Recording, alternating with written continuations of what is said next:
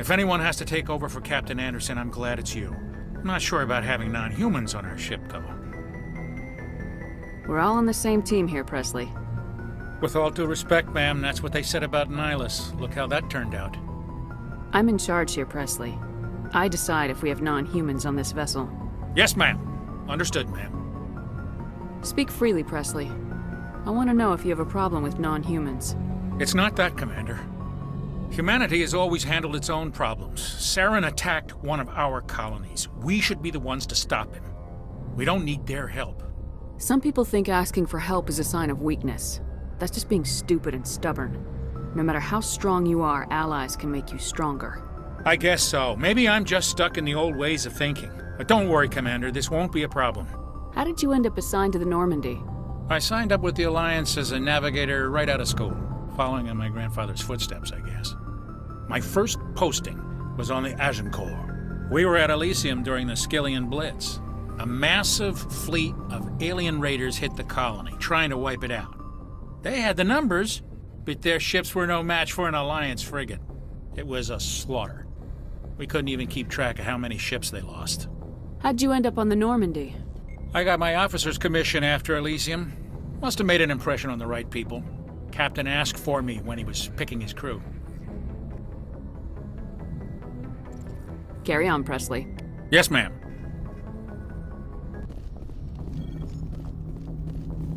I prefer gold to silver, you know, for my medal. I figured you'd recommend me for one since I, pulled your boots out of the fire. Saving my boots from burning lava is part of your job, Joker. We don't give medals to soldiers for doing their jobs. That figures. Just get me a nice card and a cake. No coconut, though. I hate that crap. So, Commander, why don't you tell me why you're really here? How's the Normandy performing? Is she everything they said she'd be? She's the best ship in the fleet, if you've got a pilot who knows how to handle her. Balance isn't what you'd expect. Takes a while to get used to that oversized drive core we got stuffed in the back, and her power can sneak up on you if you're not careful. The Normandy's probably too much ship for your average Alliance pilot, Commander. Lucky for you, I'm anything but average. I like to know my crew. Mind if I ask you a few questions? I can see where this is going. You did a background check on me, didn't you? Well, I'll tell you the same thing I told the captain. You want me as your pilot. I'm not good. I'm not even great. I am the best damn helmsman in the Alliance fleet. Top of my class in flight school, I earned that. All those commendations in my file, I earned every single one. Those weren't given to me as charity for my disease. I'm sorry, Joker. I didn't even know you were sick. You mean you didn't know? Oh, crap. Okay, I've got Vrolik syndrome, brittle bone disease. The bones in my legs never develop properly. They're basically hollow, too much force and they'll shatter. Even with crutches and my leg braces, it's hard to get around. One wrong step and crack! It's very dramatic, but I've learned to manage my condition, Commander. Put the Normandy in my hands and I'll make her dance for you. Just don't ask me to get up and dance unless, you like the sound of snapping shin bones. Why does everyone call you Joker? It's a lot shorter than saying Alliance Flight Lieutenant Jeff Moreau. Plus, I love to make little children laugh.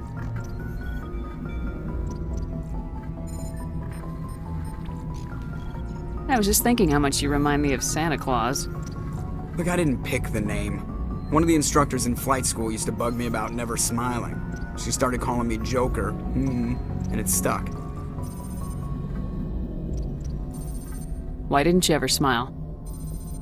Hey, I worked my ass off in flight school, Commander. The world's not gonna hand you anything if you go around grinning like an idiot.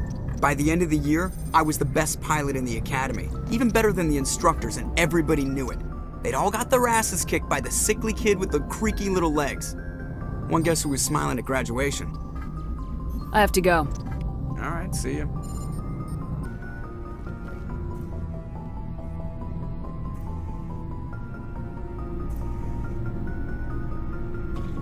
Commander, do you have a minute? I always make time for my officers. Off the record, I think there's something wrong here. This Saren is looking for records on some kind of galactic extinction, but we can't get backup from the Council? Sorry, Commander. There's writing on the wall here, but someone isn't reading it. The Council doesn't want to believe anything's wrong. I'd call it human nature, but... I hear you. It just seems like a group that's been around as long as the Council should see this coming. It's funny, we finally get out here, and the final frontier was already settled. And the residents don't even seem impressed by the view. Or the dangers. Well, well. You're a romantic. Did you sign on for the dream, Malenko? Secure a man's future in space? Yeah, I read a lot of those books when I was a kid, where the hero goes to space to prove himself worthy of a woman he loves, or, you know, for justice. Or maybe I was a romantic in the beginning, but I thought about it after brain camp. Biotic acclimation and temperance training. I'm not looking for the dream. I just want to do some good. See what's out here. Sorry if I got too informal. Protocol wasn't a big focus back in Bot. Tell me about it. Biotic acclimation and temperance didn't last past the airlock. To the kids they hauled in, it was brain camp. Sorry, hauled in is unkind. We were encouraged to commit to an evaluation of our abilities so an understanding of biotics could be compiled. There are worse results of accidental exposure to element 0 in the womb. Beats the brain tumors some kids grew up with. Seems like you beat the odds. How many didn't make it? Out of 100, maybe 60 have no effect. 30 suffer adverse effects, little things like brain cancer. The other 10 show enough ability to augment with implants. Not always permanent, though. Not like the cancer. Next thing you know, you're out on Jump Zero. And how's a kid supposed to deal with that? A station at the edge of human space. Jump Zero is Gagarin Station, right? What's it like? Yeah, that's the official name. Biggest and farthest facility we had for decades. Right on the termination shock, the outer edge of the solar system. It's where they did all the Goose Chase FTL research before we caught on to using mass effect fields. It was a sterile research platform when I was there. You know of any intentional exposures for certain? No one knows. Doesn't mean they didn't happen. As big as the exposures were, it was hard to track down accidentals. It was different then. No one knew the potential, so there wasn't a lot of regulation. Anything kinetics did was gold. I'm not saying they intentionally detonated drives over our outposts, but in retrospect, they were damn quick on the scene. There were other kids in the same boat, right? At least you weren't alone out there. That's true. We did have a little circle that'd get together every night before lights out. We didn't have much to do, though. It was a research platform then, and kinetics kept Jump Zero off the extranet to prevent leaks. You were all teenagers. I'm sure you found other ways to occupy the time. I'm not the sort who does that kind of thing, Commander. Not lightly, anyway. There was a girl I spent a lot of time with, but we kept our clothes on. Rana. She was from Turkey. Her family was very rich. But she was smart and charming as hell. Beautiful, but not stuck up about it. Like you, I guess. Ma'am. Sounds like she was special to you. She was. Maybe she felt the same. But things never felt together. Training, you know.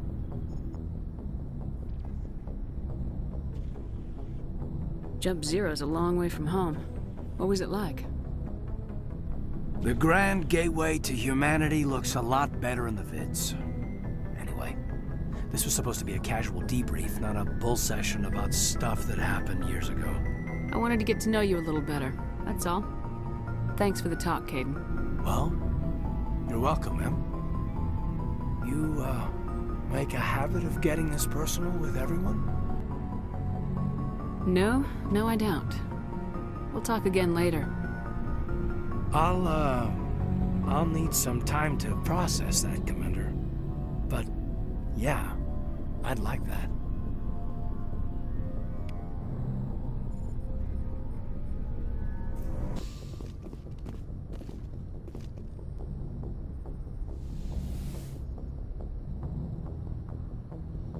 Commander, are you coming to check up on me? You look much better. How are you feeling? Dr. Chakwas assures me I am going to be fine. I was impressed with her knowledge of Asari physiology.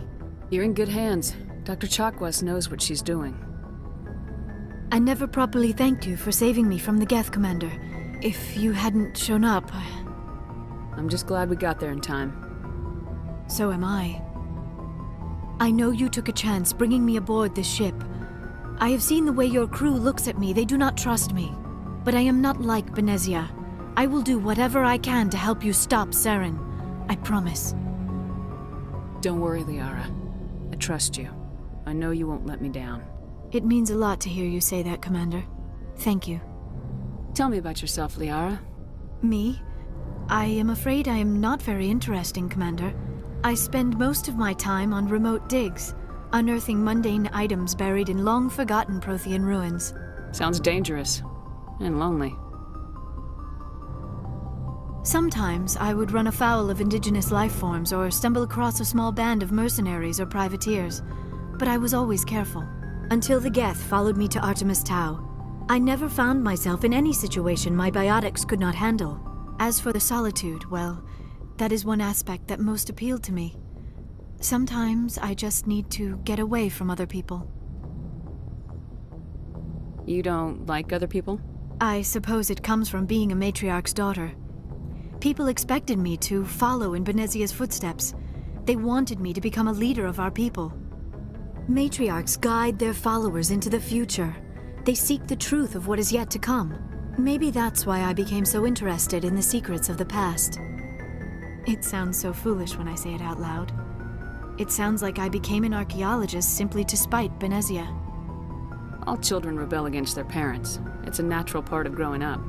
Aha, you share the wisdom of the matriarch, Shepard. That is exactly what Benezia said when I told her of my decision. But there was more to it than that. I felt drawn to the past. The Protheans were these wondrous, mysterious figures. I wanted to know everything about them. That is why I find you so fascinating. You were marked by the beacon on Eden Prime. You were touched by working Prothean technology. Sounds like you want to dissect me in a lab somewhere. What? No, I did not mean to insinuate. I never meant to offend you, Shepard. I only meant that you would be an interesting specimen for an in-depth study. No, that's even worse. Calm down, Liara. I was only joking. Joking?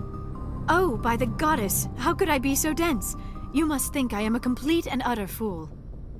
Now you know why I prefer to spend my time in the field with data disks and computers. I always seem to say something embarrassing around other people. Please, just pretend this conversation never happened. I'd like to know more about the Asari. We were the first species to discover the Citadel. We were instrumental in forming the Council, and we always strive to be the voice of peaceful cooperation in galactic disputes. My people believe we are all part of a single galactic community. Each species contributes something to the greater whole. Although we seek to understand other species, it seems few of them seek to understand us. The galaxy is filled with rumors and misinformation about my people. Like what? Most of the inaccuracies are centered around our mating rituals. My species is monogendered. Male and female have no real meaning for us. We still require a partner to reproduce. This second parent, however, may be of any species and any gender. I don't understand. Your species can mate with anyone? Mating is not quite the proper term, not as you understand it.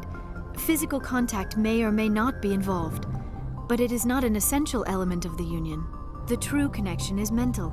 Our physiology allows us to meld with other beings. We can touch the very depths of their minds. We explore the genetic memory of their species. We share the most basic elements of their individual and racial identities. We then pass these traits onto our daughters. It is how we learn to grow as a species and how we develop a greater understanding of other races. What happens to your partner after the union? Every relationship is different. Some unions are a single encounter with both parents parting ways afterwards. Others can be more long-term. Sometimes an Asari and her partner will stay together for many decades. Do you know who Matriarch Benezia chose as her partner? She rarely spoke of her partner. Though I know my father, if you want to use that term, was another Asari. Benezia never told you her partner's name? Union with our own kind is no longer common, not for the purposes of reproduction. Most Asari believe it weakens our species. Asari daughters inherit racial traits from the father species. If both parents are Asari, then nothing has been gained. or so conventional wisdom would hold. I am what is sometimes called a pureblood. Though no Asari would ever be cruel enough to say the word to my face, it is a great insult among my people. It is possible Benezia's partner was embarrassed by their union. She may have been too ashamed to publicly acknowledge me as her offspring. Maybe she wanted to meet you but couldn't. Something could have happened to her. Maybe she passed away. You might be right. I hope you are. But I have no way to know for sure. Benezia never spoke of her partner. Whatever happened, it caused her too much pain to dwell on it. She raised me by herself, though that is not uncommon. Many Asari raise their children alone, particularly if the father species is short-lived. Often the partner will pass on long before the child reaches maturity. Do you know why Benezia joined up with Saren? I don't understand it. She was always outspoken about the need for the Asari to become more involved in shaping galactic events. Maybe she thought allying herself with Saren would somehow be for the greater good in the long run. At least I hope so. This hurts you, doesn't it? None of this makes any sense to me. I have not spoken to Benezia in many years, but I know her, and this was not like her. Something changed. I should go. Goodbye, Shepard.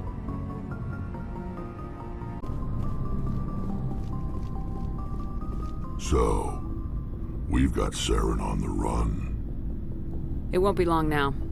Saren's good, but I'm better. Good. He's rotten.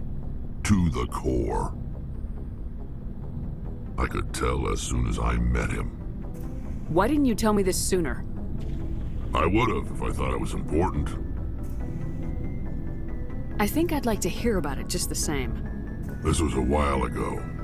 A bunch of mercs were bragging about a job out near the edges of the Terminus systems. They said it paid well and the boss was never around to ride them. They said he was looking for more men, too. So I checked it out. I didn't know Saren was openly recruiting mercs. It wasn't that open, and he only showed his face once. We'd been raiding ships in the area for months when we took out this massive cargo freighter. Our biggest haul yet.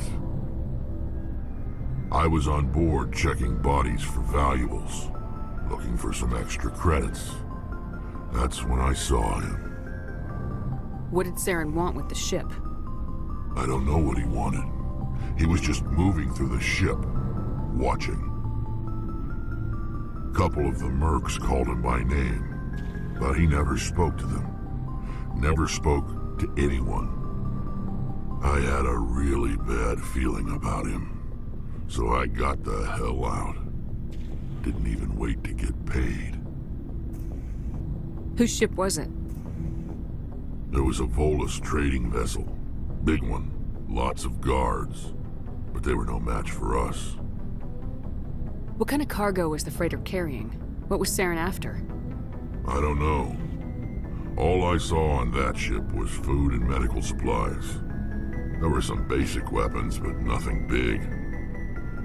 If there was anything of value on that ship, I didn't see it. That's why I didn't mention it sooner.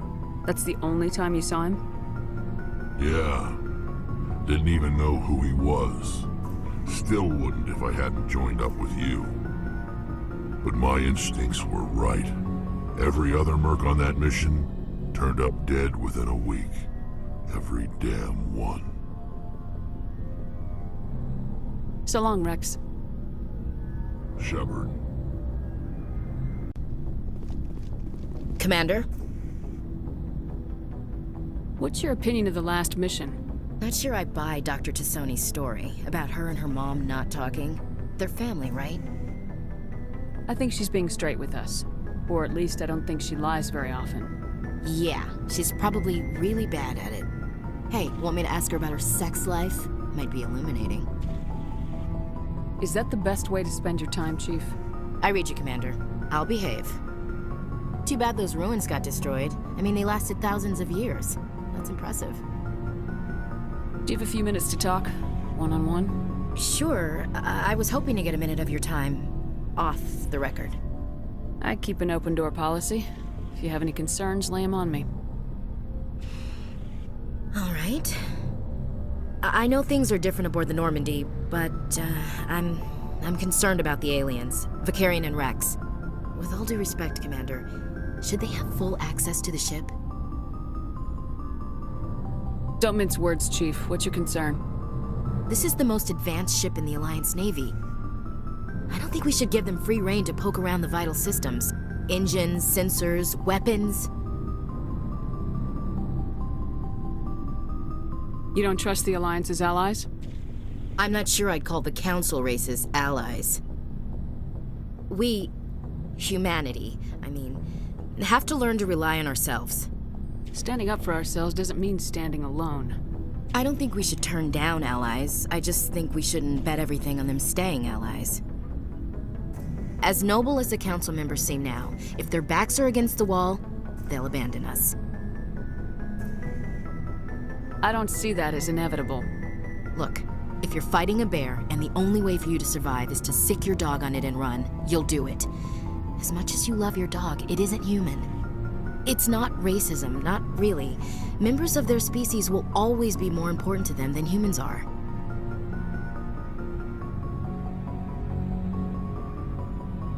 These seem like deeply held beliefs, Williams.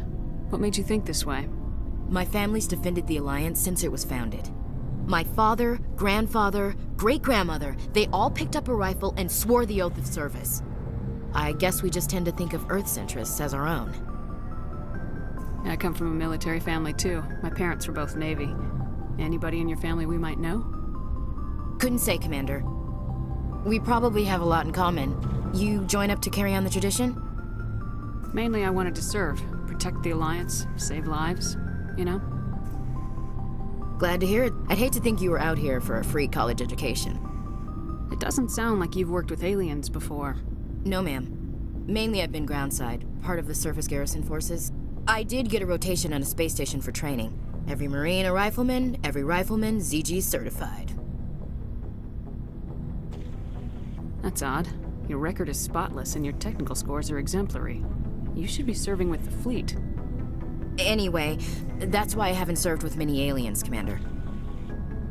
All right, I can see where your concerns are coming from, Williams. But this is a multilateral mission. You're gonna have to work with aliens, like it or not. It won't be a problem, Commander.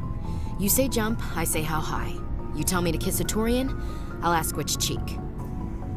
I'm glad there won't be a problem. Anything else you need, Commander? Dismissed, Chief. Ma'am. Commander, how are you? Why did you want to be a C-Sec officer in the first place? That's a good question. There were several reasons, I guess. Like what? Probably the same as most officers. I wanted to fight injustice, wanted to help people. I guess my father had something to do with it too. He was C-Sec, one of the best. I grew up hearing about his accomplishments or seeing his picture on the vids after a big arrest. He's taking my resignation pretty hard. That's tough. But you'd think he'd be impressed you're going after Saren. My father's a C-Sec man to the bone. Do things right or don't do them at all, he says. He thinks I'm being too rash, too impatient. He's worried I'll become just like Saren. He actually talked me out of becoming a Spectre when I was younger, for the same reasons. You were asked to be a Spectre. Well, I was targeted as a possible Spectre candidate, me and about 1,000 other Turian military recruits. I could have received special training, but my father didn't like it. He despises the Spectres. He hates the idea of someone having unlimited power with no accountability. He wouldn't like you, Commander. No offense. Not all Spectres are like Saren, you know. Of course not. But Saren's not going to play by our rules, C-Sec's rules. If you want to nail Saren, you need to send someone who isn't restricted by policies and procedures. You're a quick learner, Garrus. We'll beat him at his own game. It's the only way to stop someone like him. I'm right behind you, Commander. Hey, Commander, you know that Quarian, Tally? She's been spending all her time down here asking me about our engines. I'll tell her to leave you alone. What? No, she's amazing. I wish my guys were half as smart as she is. Give her a month on board and she'll know more about our engines than I do. She's got a real knack for technology, that one. I can see why you wanted her to come along. I figured she'd be a real asset to the team. You got an eye for talent, Commander, but I'm guessing that's not why you came down here. Where else have you served, Adams? If you name a class of Alliance ship, I've probably served on it. Everything from dreadnoughts and carriers right down to frigates like the Normandy. My last assignment was on the Tokyo, only a cruiser, but she was a good ship. Couldn't hold a candle to the Normandy, though. Fill me in on the IES stealth system. How does it work exactly? You can't hide a ship out in space. They emit too much heat and radiation, too easy for sensors to pick them up, unless you find a way to capture those emissions. So our stealth systems trap the energy we give off in storage sinks built into the ship itself. No emissions to give away our location. Eventually the sinks have to be vented. More than a few hours silent running and they overheat. Cook us inside our own hull. There's no way for anyone to detect us? A visual scan can still pick us up. Anyone looking out a window can see us plain as day. But you have to be pretty close to get an actual visual out in space. Most vessels rely on scanners. As long as the stealth systems are engaged, they can't see us. Not unless we accelerate to FTL speeds. Why doesn't it work with faster-than-light travel? Cranking up to FTL blue shifts our emissions, pushes them into frequencies too high to capture in the sinks. As soon as we make the jump, it's like setting off a flare. Sensors can pick up our location whenever we enter or exit FTL flight, but for short-range missions, our stealth systems are amazing, and we've got the only one. I want to know more about the Normandy. She's the best ship I've ever served on, probably the fastest vessel ever designed. And she's the only one using the new Tantalus drive core. What's so special about the Tantalus drive core? Proportionally, it's about twice the size of any other vessel. Not only are we faster, we can run at FTL speeds longer before we have to discharge the core. Carry on, Adams. Aye, aye, Commander. Your ship's amazing, Shepard. I've never seen a drive core like this before. I can't believe you were able to fit it into a ship this small. I'm starting to understand why you humans have been so successful. I had no idea Alliance vessels were so advanced. The Normandy's a prototype, cutting-edge technology. A month ago, I was patching a makeshift fuel line into a converted tug ship in the flotilla. Now, I'm sitting on board one of the most advanced vessels in Citadel space. I have to thank you again for bringing me along. Traveling on a vessel like this is a dream come true for me. I had no idea you found ship technology so interesting. It comes with being a Quarian. The migrant fleet is the key to the survival of my people. Ships are our most valuable resource. But we don't have anything like this. We make do with cast-offs and second-hand equipment. We just try to keep them running for as long as we can. Some of the fleet's larger vessels date all the way back to our original flight from the Geth. I can't believe your fleet's still using ships that are 3 centuries old. They're constantly being repaired, modified, and refitted. They aren't pretty, but they work. Mostly. We've tried to make ourselves as independent as possible on the flotilla. Grow our own food, mine, and process our own fuel. But some things we just can't make on our own. A patch to maintain the hull integrity requires raw materials we just don't have. That's why our pilgrimages are so important. Tell me about your people. Our lives aren't easy. Resources are scarce, and we are constantly on the move. Everything we do must in some way contribute to the continuation of the migrant fleet. There are 17 million Quarians in the flotilla, and each of us relies on the others for survival. The bonds among my people are strong. Unfortunately, we have had to surrender many of the freedoms and civil liberties other species take for granted. What kind of freedoms? Well, it's illegal for parents to have more than one child. If our population grows too much, it would strain our resources to their breaking point. Of course, we also can't allow our numbers to become too few. If our population is in decline, the rule against single births is temporarily repealed.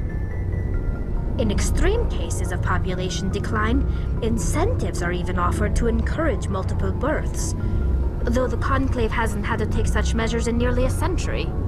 That's your government.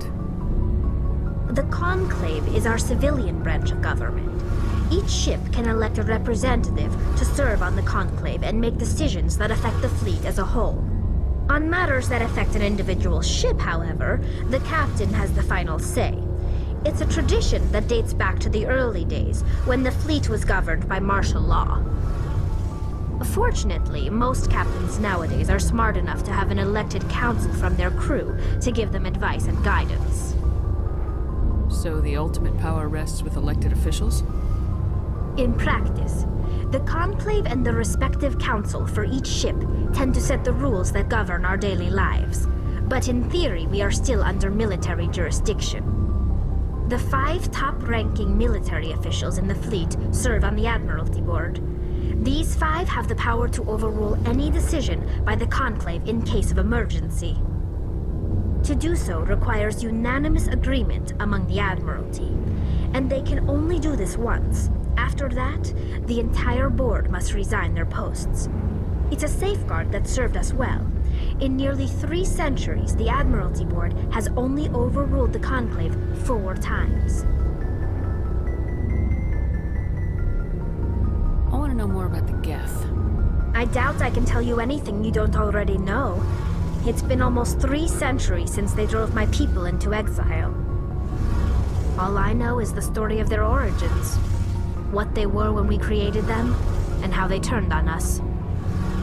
Interesting. The Geth were originally created to serve as an automated manual labor force. Initially, their intelligence was as limited as any VI. Over time, we made small modifications to their programming to allow them to perform more varied and complex tasks, bringing them closer and closer to true AI status. You had to know it would blow up in your face. The changes were so insignificant, so gradual, that we were able to control them. Or so we thought. But one thing we underestimated was the power of the neural network. 1 million Geth thinking simultaneously created an inherently unstable matrix. What made them rebel? As we built more and more Geth, their effective intelligence became more sophisticated, more abstract. One day, a Geth began to ask its Quarian overseer questions about the nature of its existence. Am I alive? Why am I here? What is my purpose? As you can imagine, this caused a near panic among my people. What did you do? It was inevitable the newly sentient Geth would rebel against their situation. We knew they would rise up against us, so we acted first. A general order went out across all Quarian-controlled systems to permanently deactivate all Geth. The Geth responded to this order violently. Hey, you can't blame them for fighting for their survival. We had no other choice. The Geth were already on the verge of revolution. By acting quickly, we had a chance to end the war before it began. The hope was that most of the Geth would still be little more than machines, incapable of organized resistance. But they had progressed much further than anyone anticipated. The war was long and bloody. Millions upon millions of Quarians died at their hands. In the end, we were forced to flee our own homeworld. We feared the Geth would pursue us, but they never came beyond the Veil. Now we drift through space, exile searching for a way to reclaim what was once ours. It's hard to feel sorry for you. Your ancestors tried to wipe out another species. We made a mistake when we created the Geth in the first place, but we did not make a mistake when we went to war against them. If we had not acted, they would have wiped us out. They're a synthetic life form. They have no use for organics. None. Why do you think they cut themselves off from the rest of the galaxy? Why do you think they've killed every organic being who's ever tried to contact them? They didn't kill Saren. What does that tell you? The Geth are not innocent victims in all this. They're the enemy. They want to destroy us. Not just the Quarians. All organic life. That's why they've joined up with Saren. And that's why we have to stop him. I want to know more about the pilgrimage. When my people reach maturity, we leave our birth ships and seek acceptance with a new crew. It's necessary to maintain genetic diversity among the fleet. But no ship wants to accept someone who will be a burden on them. So, to prove our worth, we embark on a pilgrimage. We set out alone, leaving the flotilla and our families behind us. We only return once we have found something of value we can bring back to the fleet. This is presented as a gift to the captain of the respective ship we wish to join. If the gift is accepted, we are welcomed into the crew. Can a captain choose to reject the gift? That doesn't happen often. Most captains are eager to increase the size of their crew. It increases their own standing in our society. Even when a gift is not particularly valuable, the captain usually accepts it out of a sense of tradition. However, there is a stigma to presenting a substandard gift. It's not the best way to make a good impression on a new community. Most pilgrims don't return until they find something worthwhile. I want to talk about something else. Like what? I should go. See you later.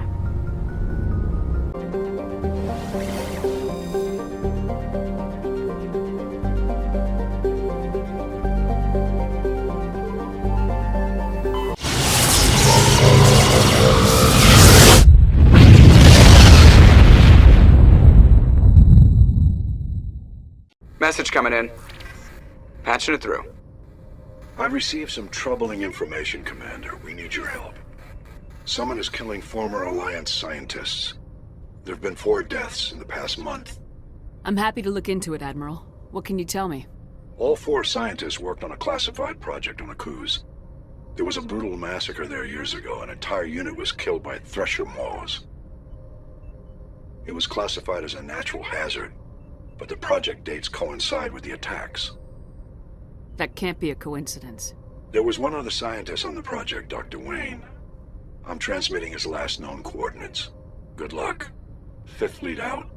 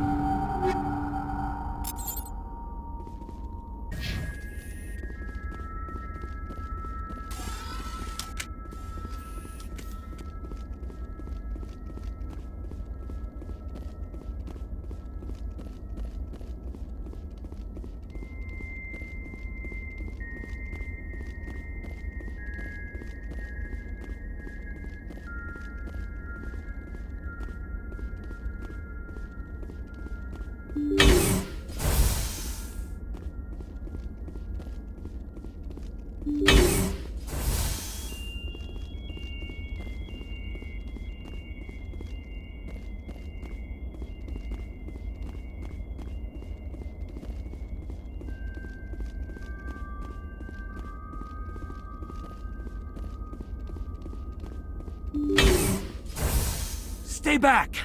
I've got no grief with you. All I want is this bastard. Please! He's a madman! Mr. Toombs, you're insane! You need help! It's Corporal! Corporal Toombs! You don't get to lie! Not today! Today it all comes out! What are you talking about? Why do you want to kill this man? Want? What I want is my life back. I want to go to sleep without screaming in my dreams. I want the people who sent me to Akuz brought to justice. Can't you see that Toombs is crazy? Shoot him! But if I can't get that, I'll have to settle for killing the men who took my life away. What did the doctor do to you, Corporal? We were on Akuz. When the Thresher Maws hit, my entire unit was wiped out. The Thresher Maws, the scientists were studying them. They let them hit our unit just to watch. I woke up in a holding cell. The scientists were delighted I'd survived. Now they had someone to run tests on. You're killing them because they killed your unit. You can't believe Toombs! He doesn't have any proof! I demand a fair trial! Ever had Thresher Maw acid in your veins? I have. They wanted to see what it would do. They're part of some organization, Cerberus, that runs secret tests like this. They treated me like a lab animal. This is justice. This man deserves to die. So, are you going to kill me or not? If what you're saying is true, then pull that trigger. I won't stop you. Mr. Toombs, please! We had no choice!